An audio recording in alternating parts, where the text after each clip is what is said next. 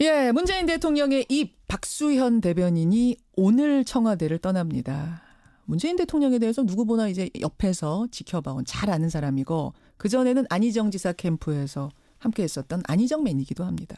그래서 질문거리가 참 더 많습니다. 아예 스튜디오로 저희가 초대를 했습니다. 박수현 청와대 대변인 어서 오십시오. 네, 안녕하십니까. 좋은 하루 되시기 바랍니다. 역시 대변인이시라서 안녕하십니까 해서 안 끝나고 좋은 하루 되십시오. 오늘 입고 오신 이 양복은 여름 양복입니까? 겨울 양복입니까? 제가 양복을 2벌 받았거든요. 네, 이건 겨울 양복입니다. 잘 알려진 대로 조국 수석이 저를 불러서 이제 양복을 좀 사라며 금일봉을 준 사연 언론을 통해 알려져 있고요. 알려지지 않은 양복이 하나 더 있는데 이것도 전부 다 김영란법에 좀 저촉이 되는지를 전부 다 검토를 해서 받은 건데 택배로 청와대로 배달이 되어온 겨울 양복 한 벌입니다. 자, 이 얘기는 여러분 무슨 얘기인지 궁금하시죠? 잠시 후에 양복 이야기 좀 듣기로 하고 우선 오늘 퇴임식 몇 시 하십니까? 예, 뭐 예정대로 저에게 주어진 마지막 대변인의 임무해서 오늘 그 대통령께 마지막 티타임 회의를 하게 돼 있는데 마지막 회의까지 그렇습니다. 거기 가서 제가 마지막 보고 업무를 마치고 그리고 퇴임을 하게 됩니다. 예. 그 몇 시쯤이 오후 되시나요? 아닙니다. 오전 중에 합니다. 예. 와, 진짜 생방송 끝나고 바로 퇴임. 바로 그렇습니다. 예. 대변인 직함을 쓰는 어떻게 보면 마지막 인터뷰가 되겠네요. 그렇습니다. 좀 라디오 출연 자체가 스튜디오 출연이 처음입니다. 처음이자 마지막에 오늘 되는. 그렇습니다. 대변인 청와대 명찰 떼고 자연인으로 내일부터 돌아가십니다. 네. 시원하십니까? 섭섭하십니까? 아빠 좋아 엄마 좋아 이런 질문 같은데요. 시원하기도 하고 섭섭하기도 한. 시원섭섭. 항상 그렇지 않습니까? 아빠도 좋고 엄마도 좋고. 그런데 솔직한 심정으로 말씀을 드리면 청와대 대변인이 워낙 경무이기 때문에 섭섭하기보다는 시원한 느낌 이것이 더 강합니다. 이건 굉장히 솔직한 말씀이실 그렇습니다. 거예요. 얼마나 경무라고 지금 말씀하셨는데 사실은 박수현 대변인 별명이요, 여러분. 일벌레예요, 일벌레. 일벌레 수현 씨 맞으시죠? 뭐 그렇게들 저를 붙여주시는데 우리 그 국민들 그리고 또 우리 김현정 뉴스 청취자들께서는 문재인 대통령이 일을 그렇게 많이 시키냐 이렇게 하실 수 있는데 그게 아니라 대변인은 기자들을 상대로 일을 하기 때문에 기자님들이 그렇게 저를 많이 일을 시켰습니다. 전화가 하루에 몇 통이 나와요, 대변인? 통상적으로 아침 새벽 5시 반부터 제가 회의에 들어가는 7시 반까지 2시간 동안 대변인이 거의 모든 언론사의 모든 기자님들로부터 전화를 받게 되는데 평균 보니까 한 50통 정도를 아침에 그 시간에 일단 받아야 됩니다. 아침 딱 그 2시간에 그렇습니다. 50통이 와요? 네네. 다 보고해야 되는 거예요? 그렇습니다. 거의 그 기자님들 입장에서는 하루에 그 취재 방향을 정하고 또 조간해난 기사들 이런 것들을 뭐 체크도 해야 되고 하는 굉장히 중요한 일과 아니겠습니까? 그렇기 때문에 한 사람도 빠뜨리지 않고 다 응대를 해도 거의 제가 그렇게 하려고 노력을 했습니다. 그렇군요. 시원하시겠네요, 진짜. 그렇습니다. 일벌레 수현 씨. 그러면 하루에 몇 시간이나 근무하시는 거예요?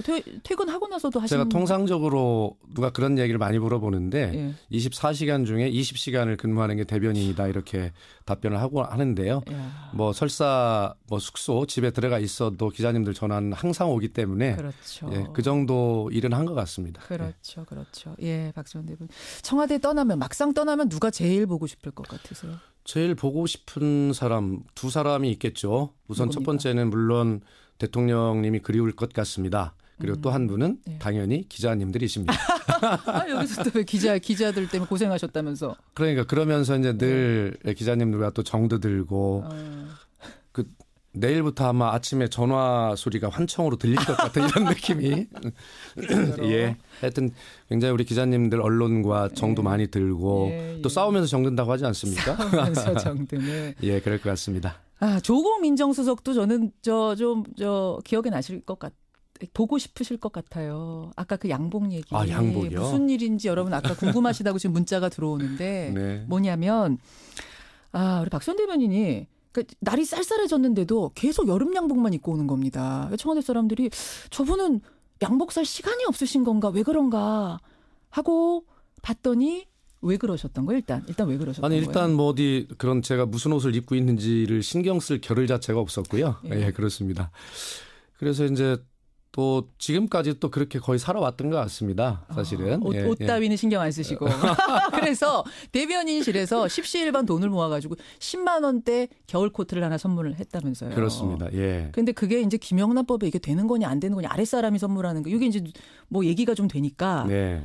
조국 수석이 어느 날 부른 거예요. 네. 윗사람이 아랫사람한테 주는 거는 괜찮다고 하니 이걸로 겨울 양복 하나 하십시오. 이러면서. 예. 어쨌든 뭐 그런 논란이 있었는데 예. 그래서 이제 국민권익위에서 여러 가지 이제 뭐 확인도 받고 이런 와중이었고 이 공직기강이라고 하는 굉장히 엄한 청와대 아니겠습니까? 예. 그런 와중에 있었고 민정수석의 전화를 받으면 누구나 가슴이 덜컥할 겁니다. 그런데 더구나 저는 그런 국민권익위의 확인 과정에 있었기 때문에 와 이거 정말 큰일 났다. 그래서 부르는 건 그 코트 때문에 부르는 거구나. 그렇게 생각하고 이제 조국 수석이 대변인실로 내려오겠다 이렇게 이야기를 하길래 어떻게 상관이 내려오십니까? 제가 올라가겠습니다. 이렇게 짧은 시간 올라가는 동안 만감이 교차하더군요. 무엇을 물을까? 근데 갔더니 조국 수석이 자리에 앉아있지 않고 방에 서서 막 서성거리고 있는 겁니다. 그래서 제가 진짜 큰일이구나. 안절부절. 안절부절. 그 코트가 문제구나. 그래서 제가 먼저 책상에 앉고 수석님 자리에 차분하게 앉으셔서 하실 말씀 하시죠. 저는 이제 각오돼 있습니다. 뭐 이런 뜻이 생각이었는데 우리 조국 수석이 평소에 들고 다니는 수첩을 저한테 주시면서 열어보라고 하는 겁니다. 근데 그 수첩을 이렇게 열어보니 거기에 봉투가 들어 있었는데 거기에 이제 금일봉이 있었고 조국 수석은 저에게 여름 양복이 웬 말이냐 그러면서 이걸로 별건 아니지만 어쨌든 양복 한 벌을 꼭 사 입었으면 좋겠다. 이런 일화입니다. 이게 왜 일화가 화제가 됐냐면은 청와대 참모진 재산 공개가 있었어요. 그랬는데 유일하게 마이너스 재산 마이너스 6천. 제가 유일합니까? 유일합니다. 모르셨어요? 분발하셔야 돼요. 열심히 버셔야 돼요. 마이너스 6,400의 주인공이어서 이 일화가 있었어요. 네, 그렇습니다. 먼저 질문 드렸고. 자, 청와대의 문재인 정부 청와대의 첫 대변인으로 보낸 8개월 가장 긴장했던 순간을 꼽자면 어떤 거? 아무래도 문재인 정부의 첫 해 작년은 우리 국민들께서 느끼시겠지만 북한 핵과 미사일을 도발로 인한 한반도의 긴장, 뭐 그로 인한 어떤 우리나라를 둘러싼 어떤 외교 문제 이런 것들 때 굉장히 긴박하고 손에 땀이 나죠. 그렇죠. 그래 특별하게 기억에 남는 것은 그날은 통상 미국 측에서 정상 통화를 하자라고 연락이 왔는데 트럼프와 문 그렇습니다. 대통령. 그런데 저희만 하는 것이 아니라 바로 1시간 뒤에 이어서 일본 아베와 수상과도 통화가 잡혀 있다는 겁니다. 그렇습니다. 그럴 때 통상 그런 시스템이 아니거든요. 그렇기 때문에 이거는 양국의 무엇인가 동시에 할 얘기가 있다라고 하는 이런 느낌을 가질 수밖에 없었습니다. 그날은 마침 제가 사정이 있어서 그 통화 회담에는 제가 배석을 하지 못하고 윤영찬 국민소통 수석이 배석을 했는데 와 진짜 저도 손에 땀이 났고 윤 수석도 굉장히 손에 땀이 났다고 그래요. 트럼프 대통령과 미국 측의 입장이 어떤 것을 이야기를 할까. 혹시라도 뭐 선제 공격하자는 이런 말이라도 나오면 이거 어떻게 말씀드리긴 그렇지만 아마 저희들 나름대로는 이제 그런 느낌을 가지고 있었죠. 양국의 동시에 이걸 어떻게 조정해야 해야 되나. 어쨌든 특별한 케이스입니다만 전반적으로 그런 북한 핵과 미사일의 위기, 도발 이런 상황 속에서 그렇게 됐는데 어쨌든 지금 와서 돌이켜보면 그 미국 측이나 일본 측 국제사회에 우리 대한민국의 일관된 원칙 뭐 이런 것들에 대해서 문재인 대통령이 어떤 철학을 가지고 그렇게 쭉 설명을 일관되게 해왔기 때문에 이제는 미국도 일본도 그렇게 대한민국 입장에 대해서 충분하게 이해하고 신뢰가 쌓인 그런 과정이 오히려 역설적으로 되었다라고 말씀드릴 수 있습니다. 그 순간이 기억나시죠? 문재인 대통령 리더십은 어떤 옆에서 지켜봐온 문 대통령의 리더십 한마디로 말하면 뭡니까? 경청하되 결단이 빠르다. 뭐 이렇게 저는 말씀을 드리고 싶은데요. 그래요. 결단이 빨라요? 통상적으로 우리가 그렇지 않을 거라고 생각하지 않습니까? 경청이라는 건 많이들 뭐 주변인들 말씀하셔서 알고 있는데 빨라요, 결단도? 굉장히 실용적입니다. 우리 참모들이 대통령에 대해서 한마디로 정리하는 건 실용적인 분. 이건 뭐 이견이 없습니다. 예를 들어서 한 일화를 설명을 드리면 조금 아까 북한 핵미사일 도발 말씀을 드렸습니다만 그때 왜 사드 잔여기 4기를 배치를 바로 하지 않습니까? 그때도 아마 한밤중에 NSC 회의가 열려가지고 굉장히 심각한 상황이었는데 그때 우리 국민들께서도 깜짝 놀라셨을 것입니다. 문재인 대통령이 직접 사드 잔여기를 배치하라라고 이렇게 했죠. 그랬죠. 그때 아마 NSC에서 그 외교 안보 라인이었을 텐데 그렇게 되면 중국과의 외교 관계가 더 문제가 생기지 않겠습니까? 누구나 그렇게 예상할 수 있죠. 당연하죠. 상식적으로. 그렇죠. 그러자 제 기억으로는 문재인 대통령께서는 그것을 이 NSC 회의 결과로 발표하지 말고 바로 대통령의 지시사항으로 발표하라 이렇게 결단을 하십니다. 통상 문재인 대통령을 선한 리더십 이렇게 이야기를 하는데 선한 리더십은 바로 이제 다른 사람의 말을 경청하는 이런 부분에 작용이 될 것이고요. 그러면서도 사드를 그렇게 배치 결정을 하신 것은 아마 새롭게 개혁 추진들을 해야 될 일이 많은데 그런 것들로 인해서 국론이 분열되고 어떤 통합의 동력을 상실할까라고 하는 그런 실용적 판단을 했기 때문에 본인의 결정으로 하신 이런 모습들로 특별하게 기억이 남습니다. 다 놀라셨군요. 참모들이. 너무 놀랐죠. 지시사항으로 하라라고 그냥 그렇습니다. 신속하게 떨어졌을 그렇습니다. 때. 예. 그때가. 자, 여기까지는 일단 잠깐만요. 여기까지 진행한 후에 문자 반응을 좀 보겠습니다. 청취자 박희천님. 박 대변인님. 양복 선물 한번 해드리고 싶네요. 좀 사 입으세요 좀. 예, 알겠습니다. 김현기님, 장기영님 등등 많은 분들이 수고 많으셨다. 예, 감사합니다. 응원의 문자들 보내주고 계시는데 여기까지가 이제 화기애애였다면 불편한 질문 몇 가지 좀 드리겠습니다. 사실은요, 저 1부에서 2부 넘어가는 그 시간 동안 박수현 대변인께서 저한테 뭐라 그러셨냐면은 예리한 질문 기대하겠습니다 이러셨잖아요. 우리 김현정 뉴스가 원래 예리하기로 유명하지 않습니까? 괜찮으시겠어요? 예. 예, 불편한 질문 첫 번째입니다. 어제요, 자유한국당의 김성태 원내대표가 국회 교섭단체 연설하면서 문정부를 향해서 뭐라고 얘기했는지 아시죠? 이미지 쇼통만 하지 말고 국정운영의 진정성을 보여주기 바란다. 각종 사건 사고 일어날 때마다 재발 방지 후속 대책 언급은 하지만 지금 뭐가 나아졌느냐? 보수 정달 괴멸만을 꿈꿔왔던 게 이 정부다. 어떻게 생각하세요? 답변 주시죠. 예, 김성태 자유한국당 원내대표님으로서는 당연히 하실 말씀을 하셨네요.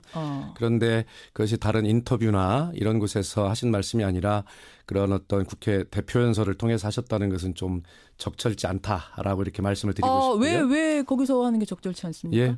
그것은 어떤 그 국민을 향한 큰 메시지 또 이런 것들을 이제 말씀하셔야 될 텐데 물론 남의 비판을 통해서 자기 이야기를 하는 방법도 있겠죠.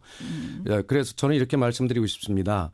대통령의 메시지는 정부의 메시지는 글 속에 말 속에도 있을 수 있지만 어떤 대통령의 일정을 통해서 그의 발걸음이 어디를 가느냐에도 메시지가 담겨 있다고 생각합니다. 대통령이 낮고 소외된 곳을 간다. 사건 사고 많은 곳을 간다. 이것은 당연히 대통령께서 국민을 위로하고 희망을 주고 우리 손을 잡고 함께 다시 잘해보자라고 하는 그러한 어떤 호소 아니겠습니까? 행동으로 하는 메시지다. 그렇습니다. 예, 그것을 쇼통이다라고 한다면 문재인 정부는 얼마든지 소통을 더 할 각오가 돼 있다. 해야 된다 이렇게 생각하고요. 예, 자유한국당 김성태 원내대표님도 제가 19대 국회의원 때 같이 상임위도 해보고 잘 아시는 분인데요. 누구보다도 진심을 많이 가지신 분입니다. 그리고 본인께서도 과거에 노동운동을 통해서 소외되고 어려운 사람들을 많이 했지 않습니까? 그럼요. 대변자 아닙니까? 예, 김성태 원내대표님 자유한국당도 진심 어린 소통을 하시기 바랍니다. 자유한국당도 그게 우리가 하는 게 그 쇼통이라면 그거 쇼통 좀 하십시오. 그렇습니다. 예. 야, 김성태 의원이 뭐라고 답할지 굉장히 궁금해지는데. 기대됩니다. 첫 번째 잘 빠져나가셨어요. 그러면 두 번째 불편한 질문 가겠습니다. 문재인 대통령 지지율이 최근에 50%대까지 떨어졌던 적이 있습니다. 그렇습니다. 지난해 70%, 80% 하던 것에서 50% 후반대긴 하지만 거길 쳤다는 건 어쨌든 이거는 충격받을 만한 일이었을 것 같은데 일단 그때 분위기는 어땠어요, 청와대? 굉장히 진지했죠. 충격은 아니고요. 저희가 초반에 그 대통령의 지지율이 사실 너무 고공행진을 하는 것은 저희들에게 좋은 요소가 아니라 굉장히 부담되는 요소였습니다. 왜요? 잘 나오면 좋은 거 아닙니까? 그런데 언젠가는 지지율은 조정기를 거치게 돼 있고요.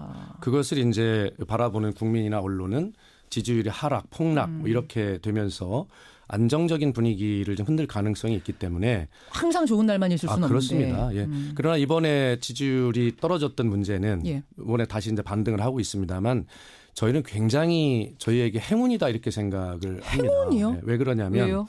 지지율의 하락이 어떤 이념적 갈등이나 이런 것들이 아니라 저희가 분석하기는 예를 들어 20, 30대의 어떤 가상화폐의 문제 그다음에 평창올림픽을 단일팀 문제 구성 문제 이런 것들이 정책적 요소, 민생적 요소 이런 것인데요.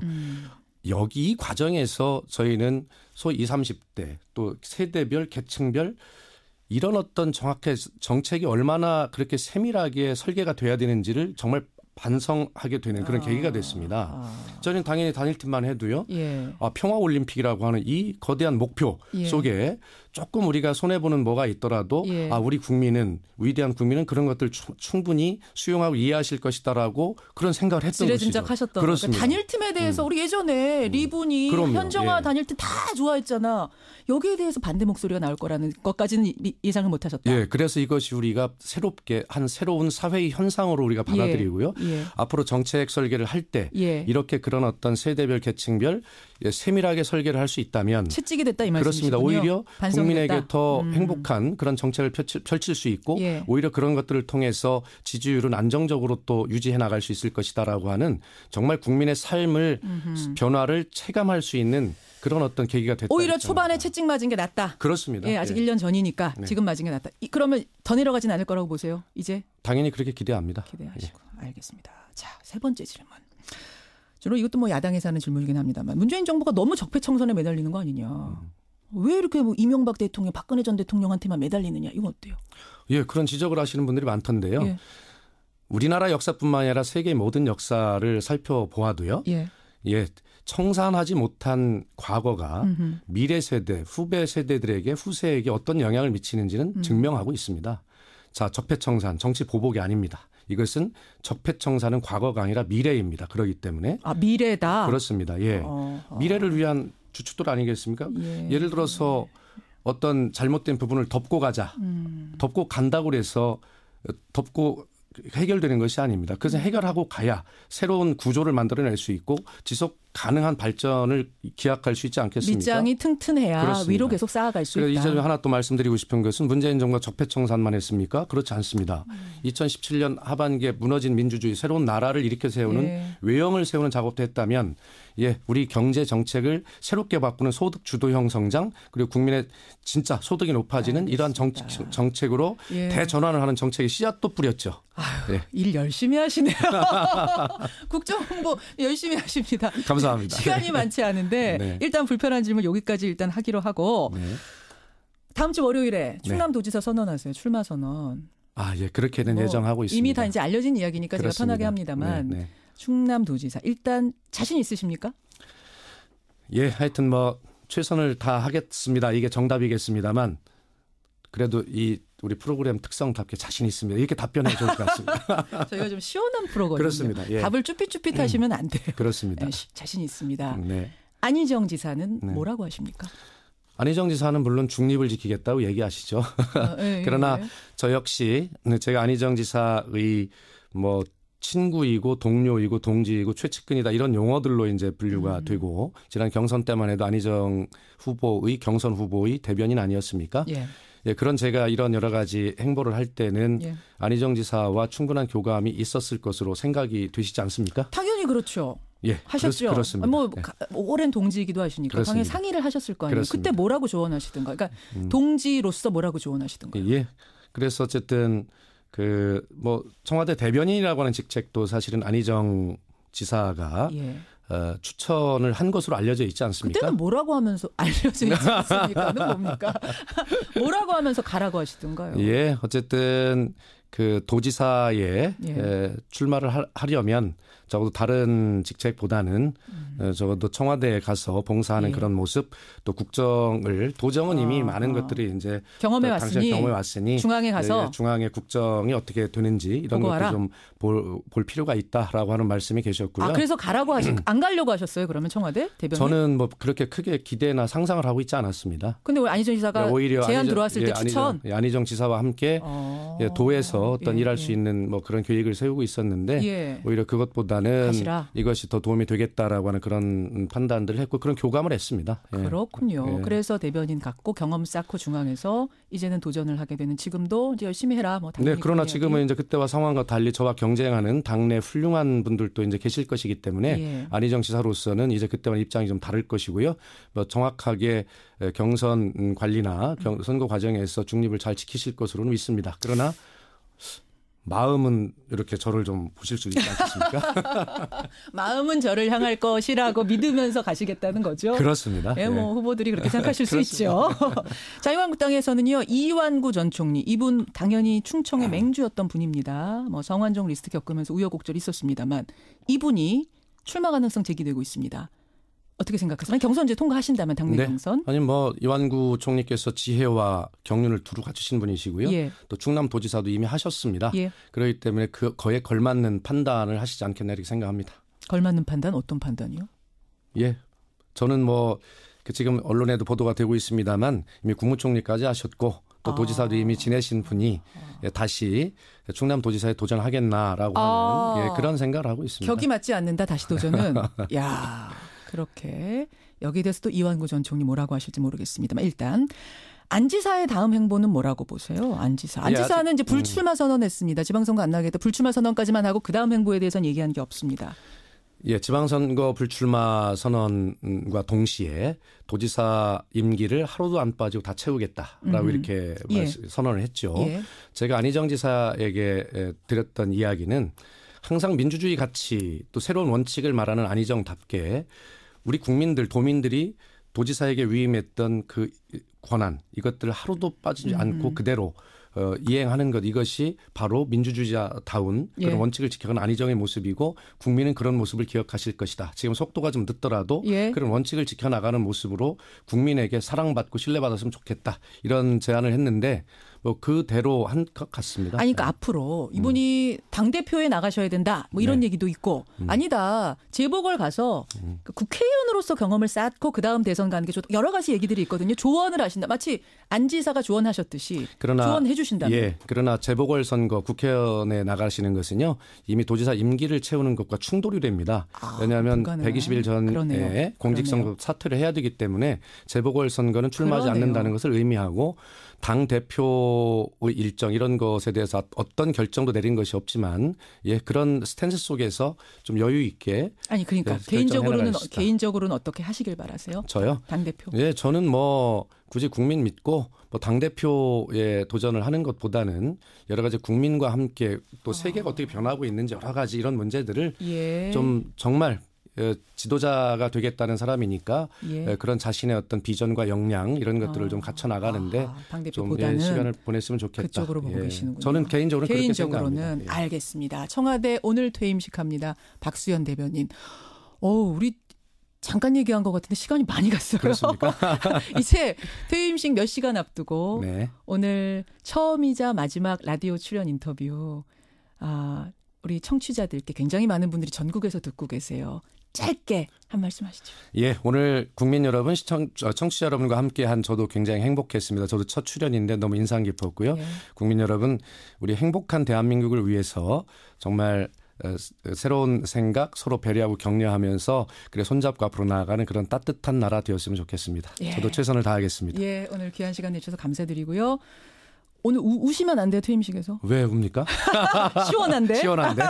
여기까지 인사드리죠. 고맙습니다. 네, 감사합니다. 청와대 박수현 대변인이었습니다.